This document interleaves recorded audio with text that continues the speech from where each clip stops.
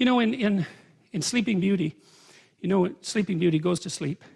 And the reason she goes to sleep is because you have to remember what happens is she has parents who are quite old. And so they're pretty desperate to have a child, like so many people are now. And they only have one child, like so many people do now. And they don't want anything to happen to this child. Because like, hey, it's a miracle. And there's only one of them. And she's the princess. And so it's like, we're not letting anything around her. So they have a big christening party, right? And they invite everybody. But they don't invite Maleficent. And Maleficent is the terrible mother. She's nature. She's like the thing that goes bump in the night. She's the devil herself, so to speak. She's everything that you don't want your child to encounter. So the king and queen saying, well, we just won't invite her to the christening. It's like, well, good luck with that. That's an Oedipal story, right? The Oedipal mother is the mother who devours her child by refusing, by overprotecting him or her, so that instead of being strengthened by an encounter with the terrible world, they're weakened by too much protection, and then when they're let out into the world, they cannot live. And that's the story of Sleeping Beauty, and that's what the king and queen do.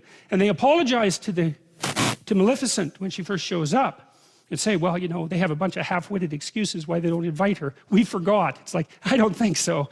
You know, you don't forget something like that. And she kind of makes that point. It's right, the whole horror of life. You don't forget about that when you have a child, that's for sure. You might wish that it would stay at bay, but you do not forget about it. The question is, do you invite it to the party? And the answer is, it bloody well depends how unconscious you want your child to be. And if you want your child to be unconscious, well, then you have the added advantage that maybe they won't leave home, and so you can take advantage of them for the rest of your sad life instead of going off to find something to do for yourself. Well, and then of course you can take revenge on them if they do have any what would you call impetus towards courage that you sacrificed yourself 30 years ago and want to stamp out as soon as you see it develop in your child. That's another thing that would be quite pleasant. And so that's what happens in Sleeping Beauty. Yeah, well, none of this is pleasant, and nothing that happens in that story is pleasant. So Sleeping Beauty, she's naive as hell. They put her out in the forest and have her raised by these three like goody two-shoes fairies that are also completely devoid of any real potency and power, right? There's nothing maleficent about them. And then the first idiot prince that wanders by, she falls in love with so badly that she has post-traumatic stress disorder when he rides off on his horse, right? That's what happens. And then she goes into the castle and she's all freaked out because she met the love of her life for like 5 minutes, for God's sake. And you know, that's when the spinning wheel, that's the wheel of fate, pops up and she pricks her finger, right? They try to get rid of all the spinning wheels. They try to get rid of all the wheels of fate with their pointed end, but she finds it, pricks her fingers and falls down unconscious. Well, she wants to be unconscious, and no bloody wonder. She was protected her whole life. She's so damn naive that her first love affair just about kills her. She wants to go to sleep and never wake up. And so that's exactly what happens. And then she has to wait for the prince to come and rescue her. Well, you think, how sexist can you get, that story? Well, seriously, because that's the way that would be read in the modern world. It's like she doesn't need a prince to rescue her. That's why Disney made Frozen that absolutely appalling piece of rubbish.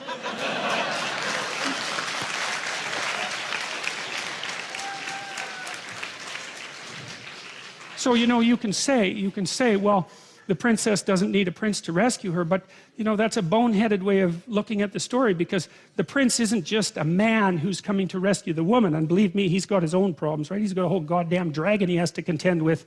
But the prince also represents the woman's own consciousness. The consciousness is presented very frequently in stories as symbolically masculine, as it is with the logos idea. And the idea is that without that forward-going, courageous consciousness, a woman herself will drift into unconsciousness and terror. And so you can read it as, well, the woman who's sleeping needs a man to wake her up. And of course, just like a man needs a woman to wake him up, it's the same damn thing. That's the dragon fight in Sleeping Beauty.